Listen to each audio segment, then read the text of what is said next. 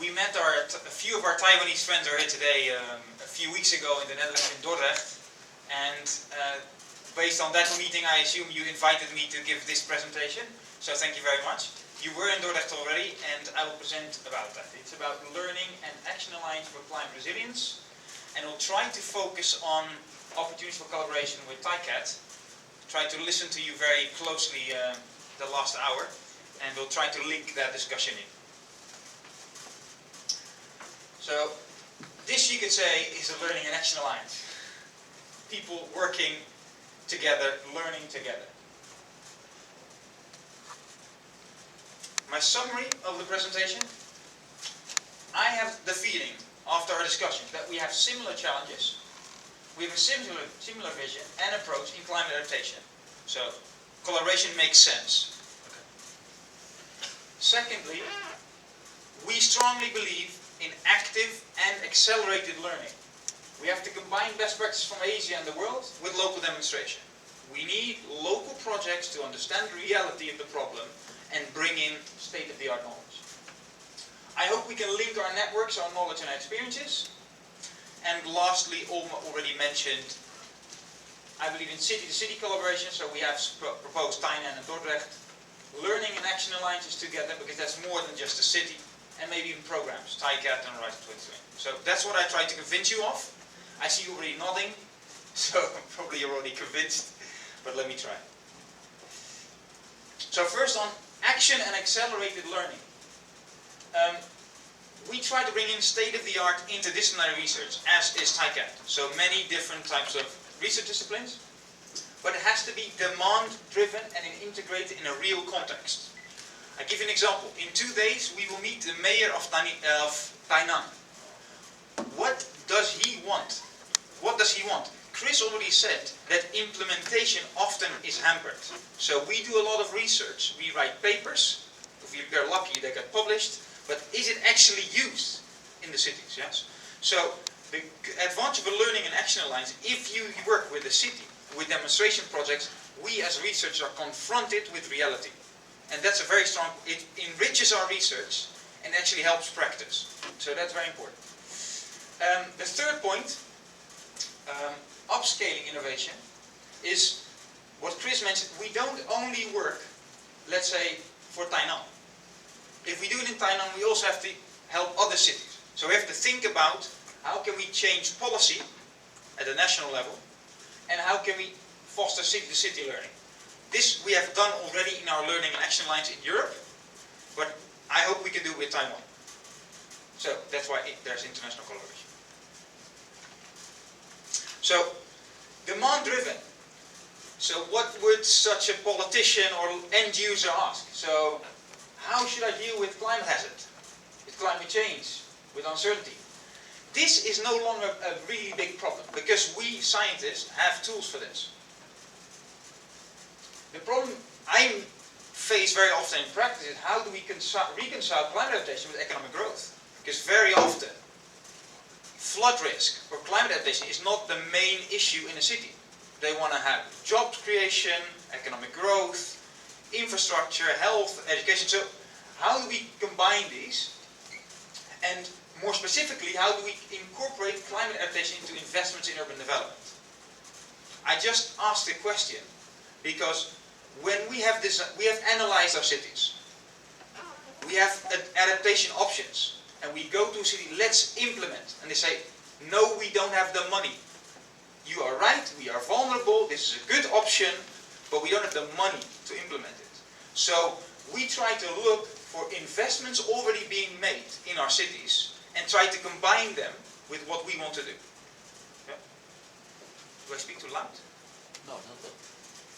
So, adaptive capacity, combine investments, integrate functions and objectives, and need for decision support tools.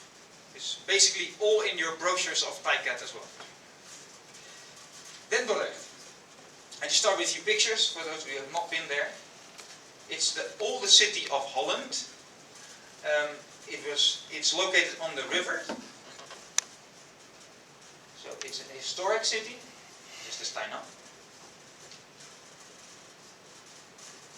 Old churches, a lot of water inside the city. These are the quays. There's port area next to the river. This actually, it looks nice, but it's actually a flood defense. So we have like this. So it's like a levee, a dike, but then with buildings on top. This is an aerial view of the city, where you see we try to combine spatial planning with water retention. So now you have a little bit of an idea how a city looks like. I have to see Taiwan to see if it looks alike. So where's it situated? This is the Netherlands. And this is where Dordrecht is situated, close to the coast. It lies below sea level. So all the blue area is underneath the sea. If there were not be any dikes, this city would be underwater, basically. And not only from the sea, but also from the Alps in Central Europe, all the river goes, and here is Dordrecht, all the river passes the city.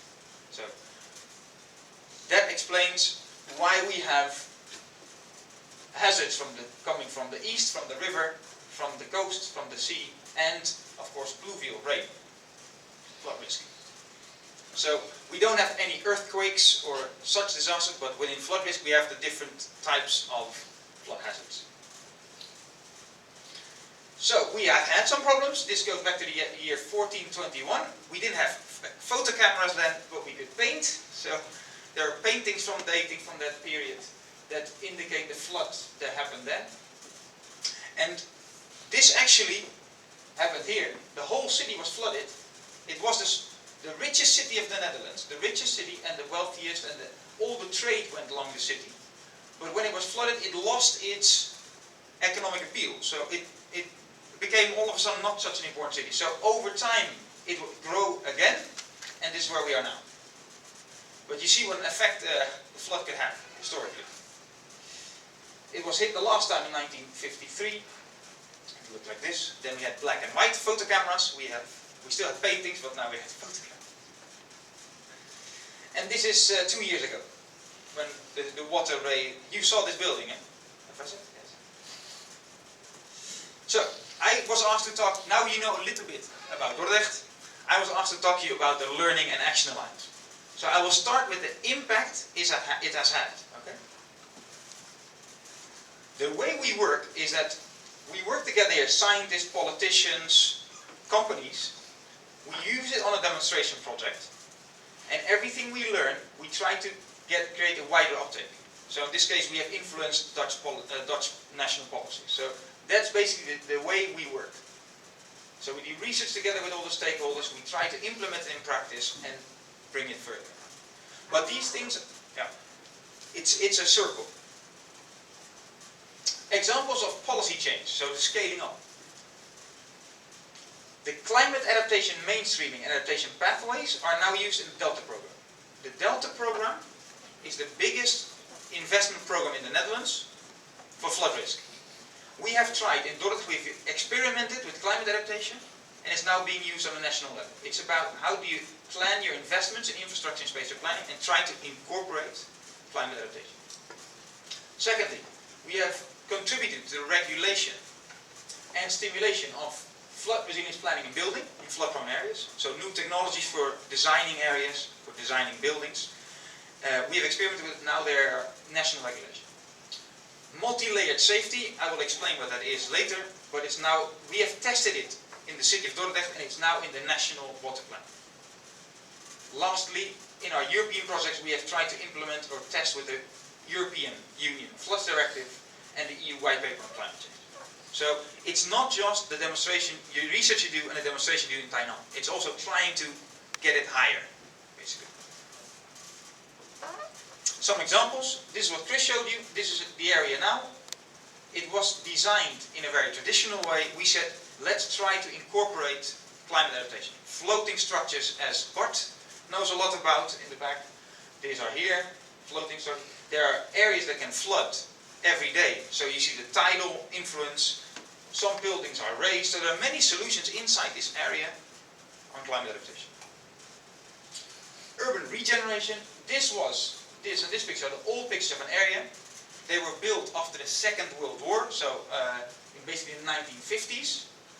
They don't look so nice, so we wanted to change these areas, mostly for social reasons. There was high crime rate, unemployment, so the city wanted to change these areas, and let's try to incorporate all sorts of climate adaptation measures. So this road now is a park where there can be water can be stored, and this road is now moved to here, and it's also with the water body next to it. So, and this is then an example of how this road here works with filtration system to get a better water quality. So that's what Chris explained about getting in the daily life, getting also a nice city for your inhabitants, because that's where there's the money. We cannot say, oh, let's make our city climate adaptive. No, we need to combine it with investments we make. So that's done here. Or here you see, this is a normal street. We try to put in a lot of green, so if it rains, the water can infiltrate rather than cause runoff. Last example, multi-level safety. This was just an idea by the Dutch government. It's just a cartoon. We protect ourselves with dikes, we try to plan our urban areas, and we have to do something emerging management. But this is just a concept. This is no practice. So what we did, and it's similar to KICAT, we did a vulnerability analysis. This is how fast and how deep the water can come in. So here there's no legend here, but the water can go 3 to 5 meters high, the water, and it comes within a few hours. So we say, hey, there's danger, we need to do something.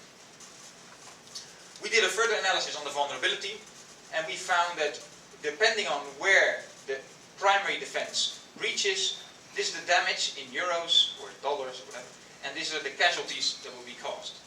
And based on this analysis, we came up with a new strategy using this concept, but on the city.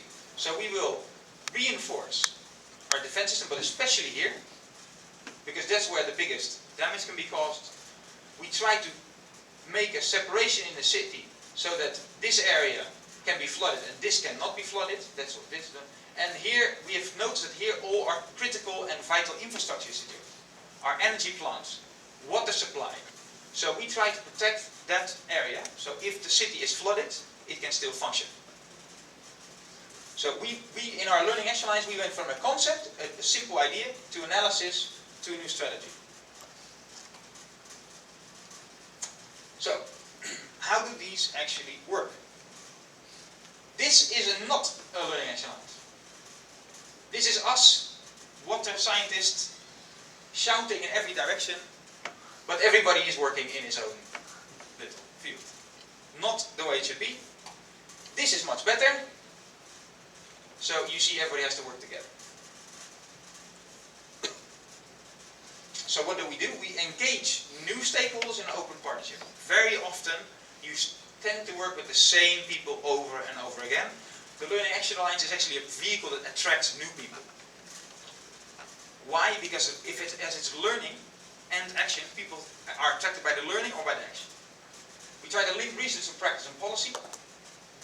It's a vehicle to explore interest of stakeholders, problems, solutions, policy ideas, new knowledge. We demonstrate with pilot sites with a specific context, which I explained before, and we try to scale up innovation. It's learning by doing. Very important is here the word learning and the word action.